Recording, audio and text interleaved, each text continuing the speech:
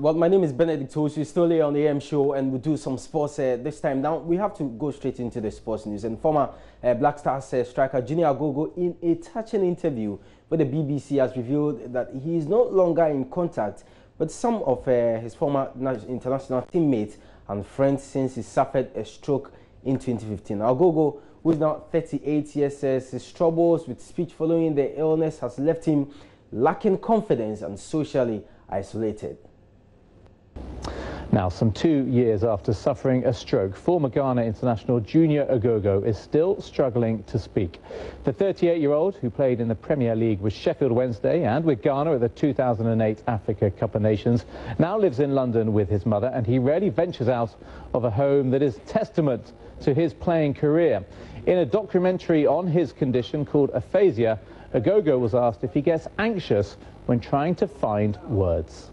Yeah. I'm anxious about language. You're anxious? Yes. What about finding the words itself? Are you able to? No, I can find the words, but I'm anxious because I'm anxious if I get the word wrong. Does that happen often? Oh, many times. Yeah. He's just struggling to bring out that word, that particular word he wants to say. And that word is not coming out, you know, so that's also... Because I want to speak like you free. Mm-hmm. Yeah. Yeah. That's all. That's all.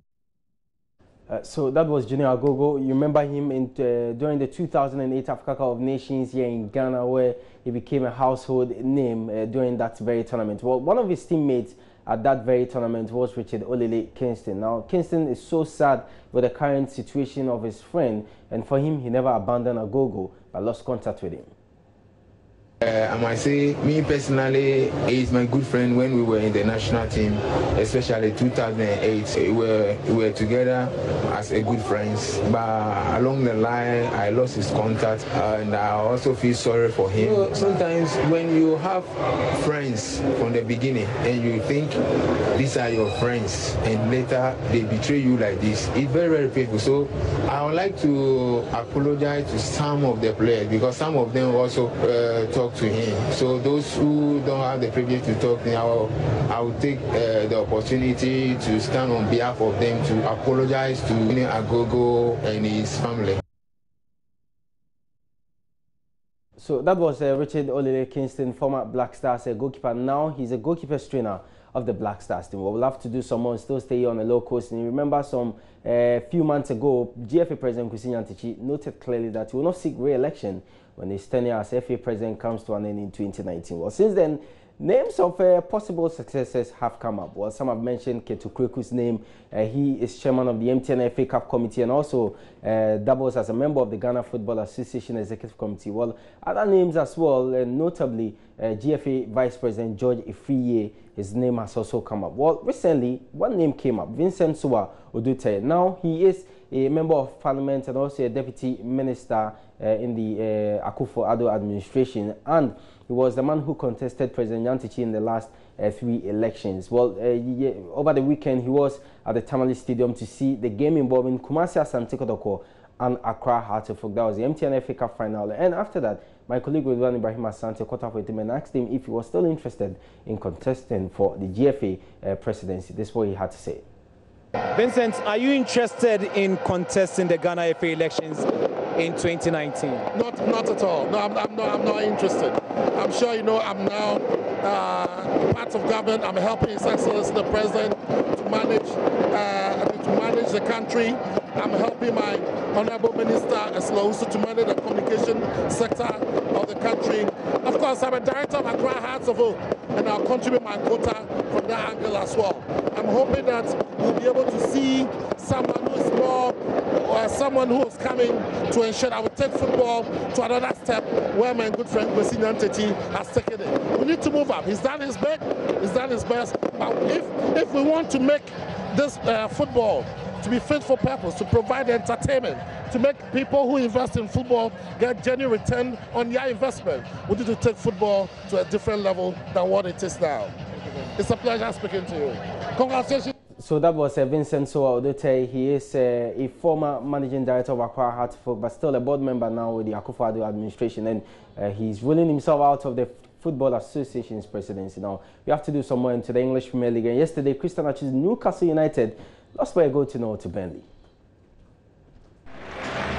While Man United and Spurs whet the appetite of Premier League football fans at the start of the weekend, Burnley and Newcastle was an equally appetising encounter to end round 10 of matches.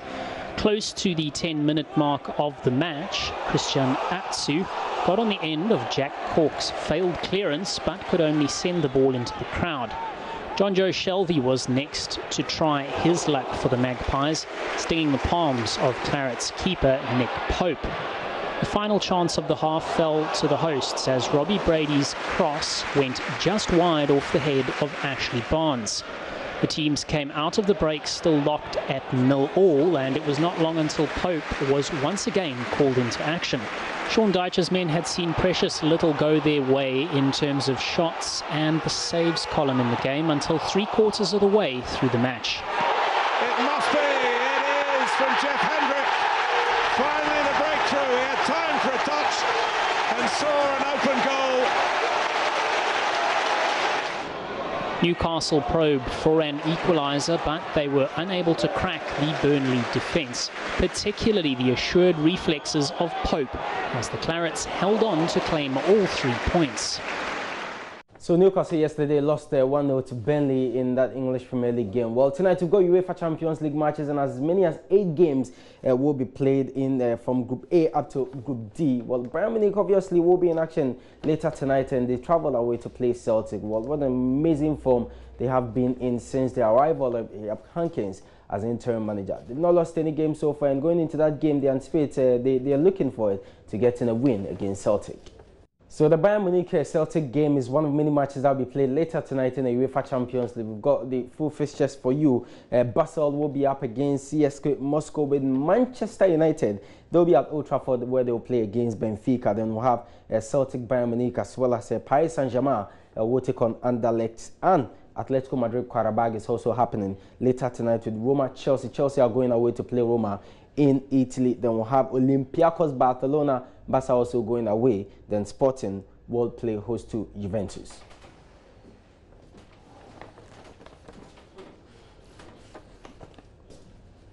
Well, so that's how we end sports this morning. I'm Benedict Tosi. Thanks so much for your company. For more sports news, just make your way to the My Joy online sports page. Keep following us on Twitter. You get us at Joy Sports GH. On Facebook, we are at Joy Sports. Have a wonderful day.